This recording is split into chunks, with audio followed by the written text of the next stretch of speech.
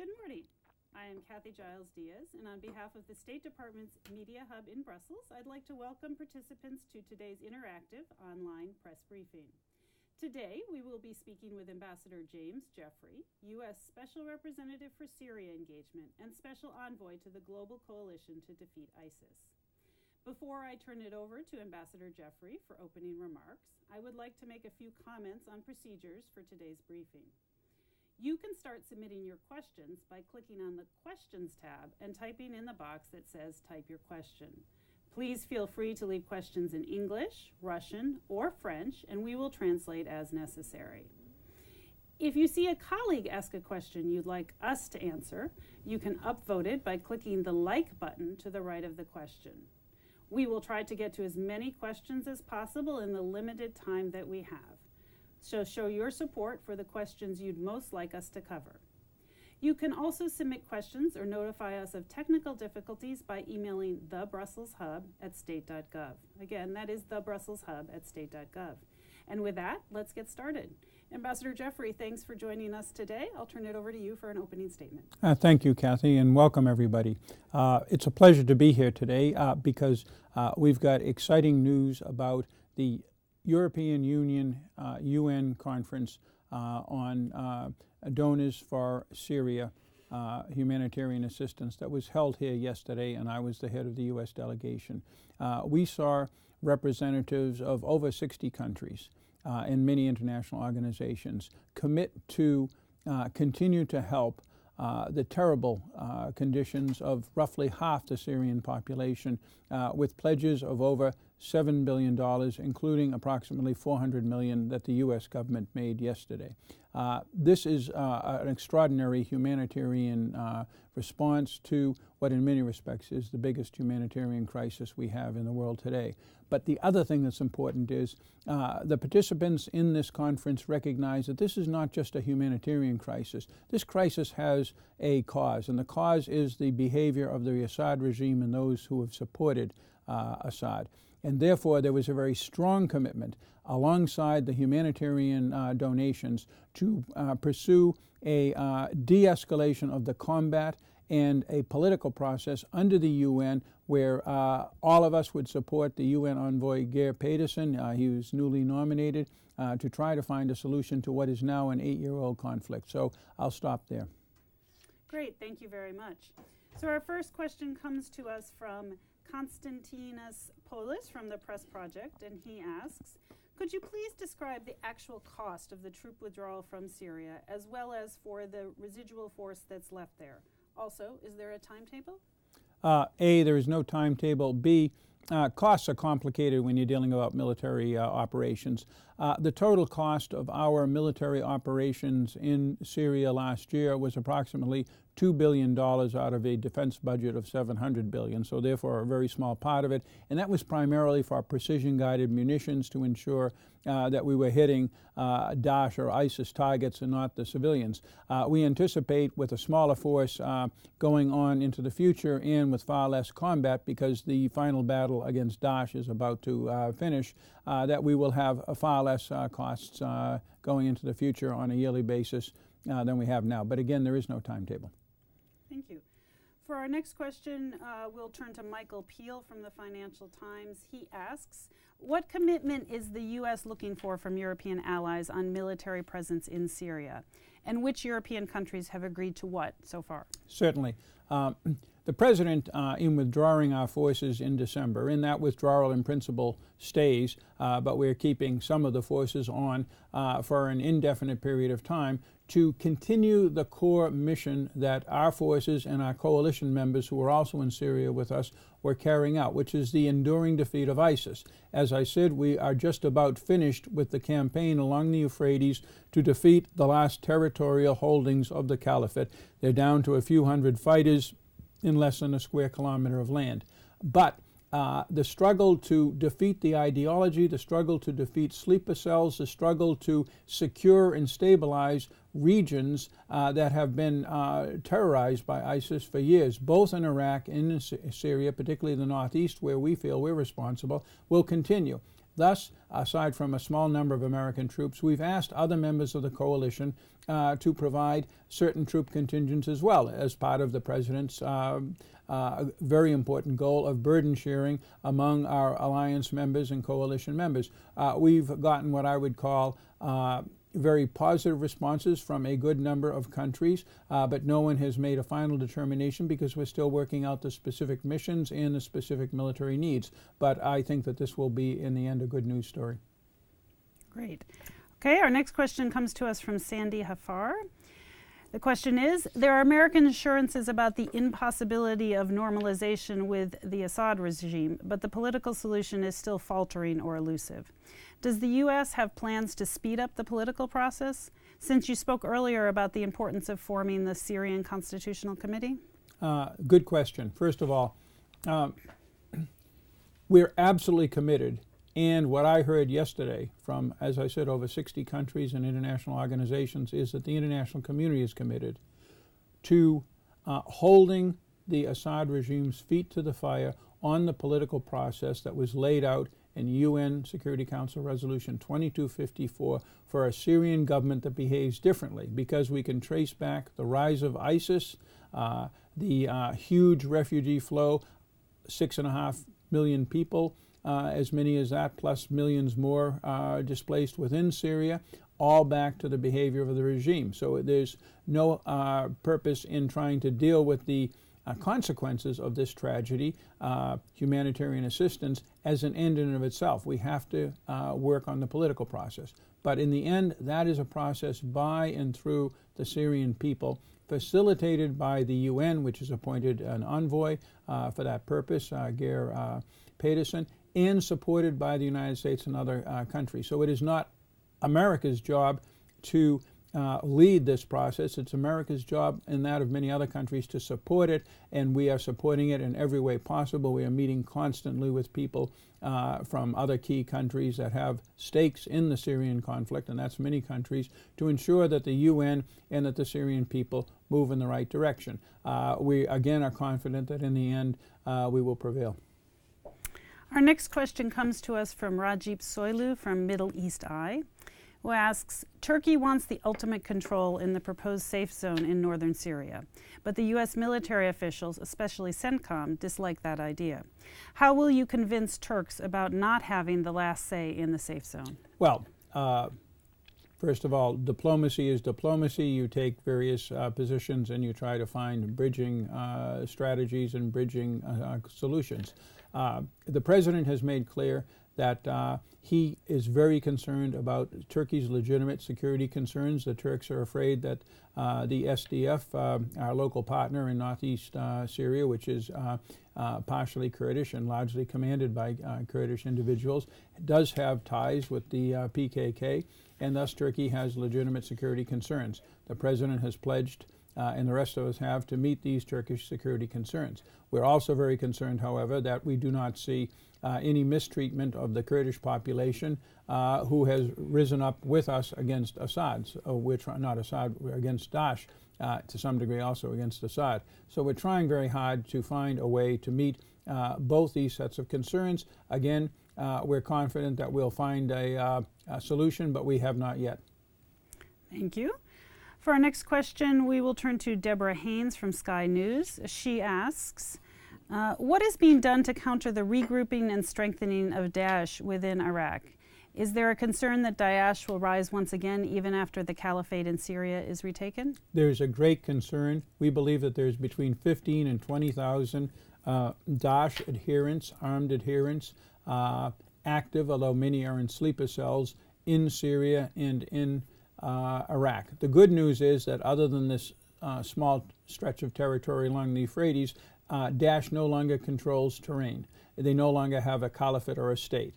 They no longer have an organized army, heavy weapons, but they are able to function, if you will, as a terrorist organization and as a low-level insurgency, and they're very active in parts of Iraq. We're concerned, the Iraqi government is concerned, the other members of the 79 nation and organization coalition against Daesh are concerned. Thus, many of us, including the United States, have military presence in Iraq to assist the Iraqi government against Daesh. as well as economic programs, training programs, and other civil society stabilization assistance to Iraq to defeat this threat. Thank you. Our next question is submitted by Wael Badran from Ittihad newspaper. And his question is, Iran is among the countries you know well. How can Iran be prevented from continuing its destabilizing role in Syria?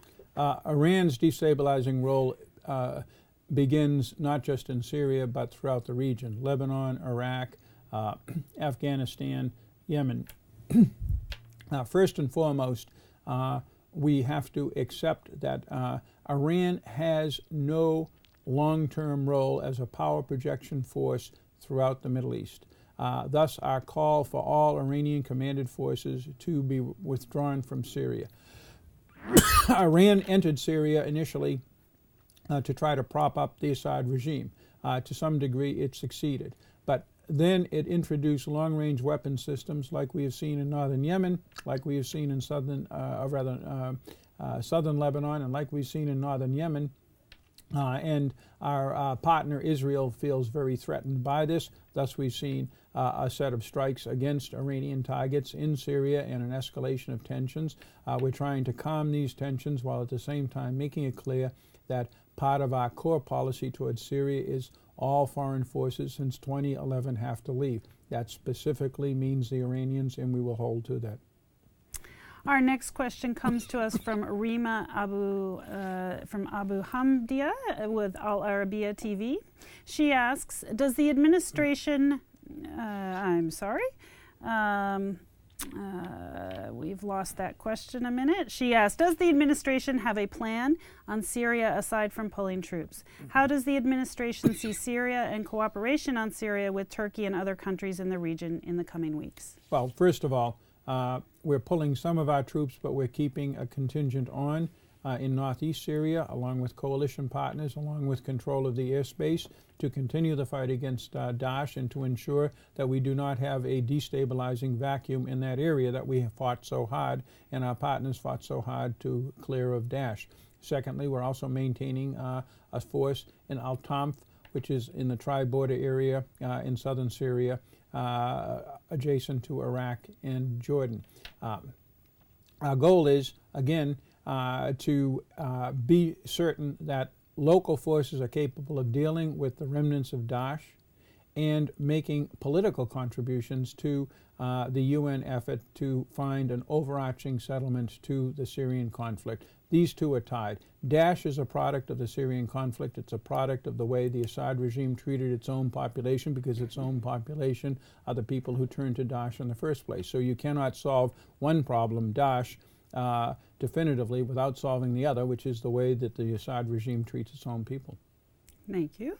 Our next question is submitted by Eric Schmidt from the New York Times. He asks, how long do you anticipate the SDF will need to hold more than 1,000 foreign terrorist fighters in Syria? And how confident are you that countries will take back their nationals? How great a risk does holding large number of foreign fighters pose? First of all, we have faith that the SDF has a very competent and well thought out plan to secure these prisoners. They're being helped by us. We're reaching out to other countries to ensure that those countries help the SDF as well. Secondly, we're making a major campaign to have other countries take back prisoners to deal with them either through prosecution, through re-education, whatever their constitution and legal system allows. But we do not think it's fair to keep these people simply under SDF control indefinitely. We think they're secure while they're there, but we think that this is an unfair division of labor, frankly, internationally, by putting the burden on the SDF, which is essentially a local fighting force. So thus, our appeal to countries to take back both the families of fighters and the fighters themselves. Thank you. Our next question is from Tom Miles at Reuters, who asks, how do you see Syria's new politics curtailing Iran's role? How do the Israelis like the prospect of the U.S. pulling out? Again, I know of no country in the Middle East other than Iran and Syria itself that want to see the United States pulling out of any country in the Middle East. We make our decisions on deploying troops based upon in particularly combat roles based upon specific missions. In the case of Syria, it's fighting Daesh. But overall, we well understand that an American military presence, and the numbers and the functions can go up and down, is a force for stability and collective security in the region, and that's recognized by all of our partners. In terms of Syria and the Iranian issue, essentially our position, and I think that's the position of the international community, is we need a overall settlement of the a political settlement of the Syrian crisis, and part of that crisis, along with the behavior of the Assad regime, is the behavior and the policies of Iran. It has deeply troubled the neighbors, most obviously Israel, but also Jordan, Turkey, and others. And we think that this is a force for instability, it's a force for chaos in the region, and thus it's part of our policy to see that the Iranian presence ends. Thank you. Our next question is submitted by Elif Esatijoglu from Ahabar, who asks, how does the work of the Manbij roadmap between Turkey and the U.S. look? Does the U.S. self-criticize the slow improvement on the field? And is there any improvement that is made regarding to the situation in the last 2 months? Yes, the Manbij roadmap has moved forward. The roadmap has certain, and I can only be general here, the roadmap has certain requirements designed to meet Turkish security concerns, our own security concerns, and ensure that the Manbij region is stable. That's very important because we've seen and we still see a very significant Daesh presence in the Manbij area. We lost 4 Americans recently there. We've had a number of attacks on the local security forces.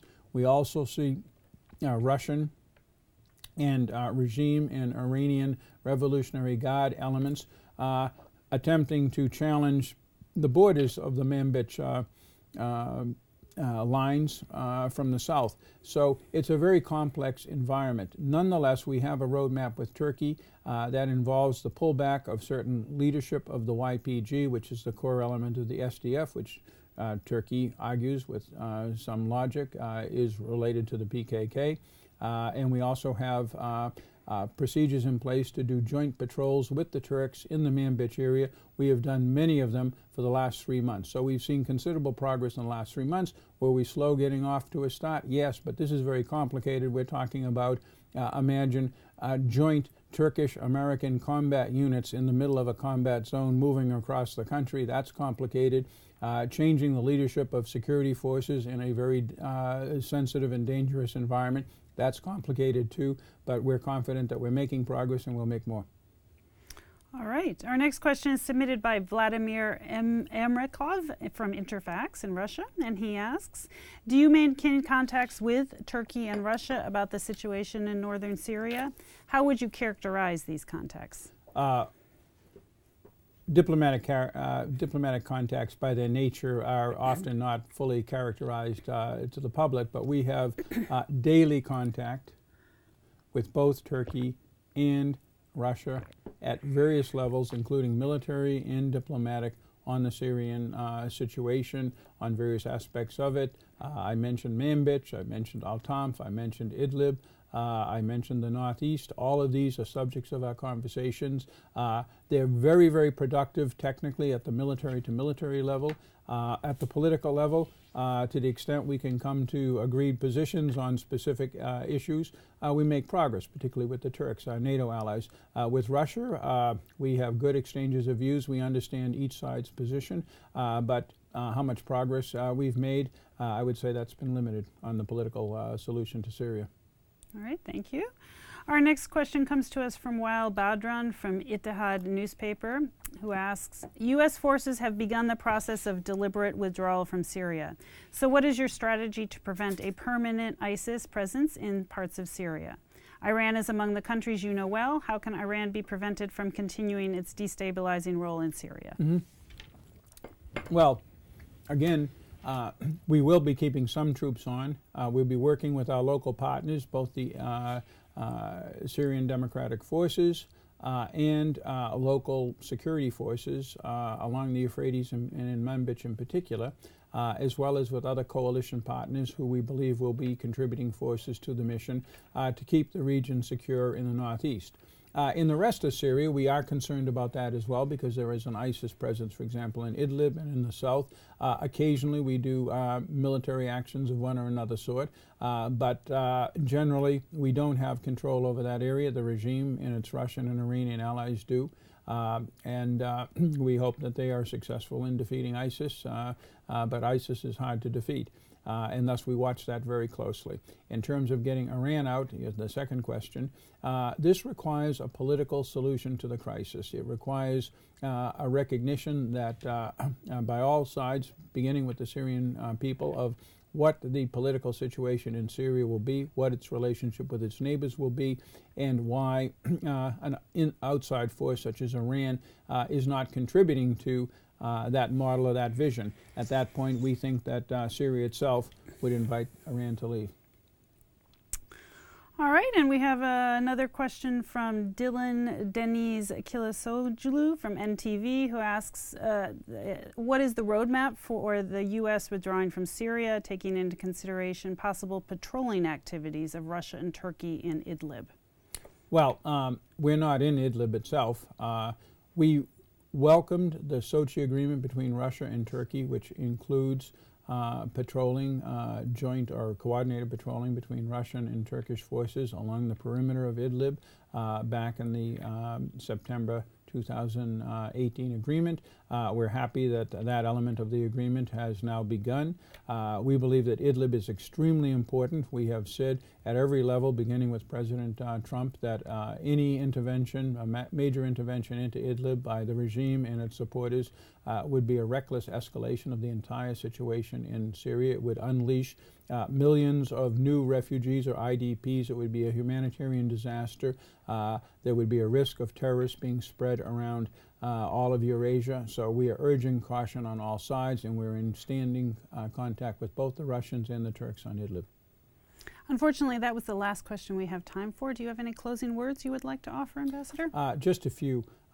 As this conference that we participated in proudly yesterday shows, the United States, however powerful it may be, cannot have a real impact in issues like Syria without the support of, if not all, most of the international community. That begins with the Syrian conflict with the UN. That also begins with the European Union. It begins with our partners in the Arab world. It includes Turkey. It includes Israel. We believe that we have a strong international coalition, not only to fight Daesh, that's obvious, but also to find an ultimate political solution to the situation in Syria that is the root cause of so many of the issues we discussed here today and we have to face throughout the Middle East. So thank you very much.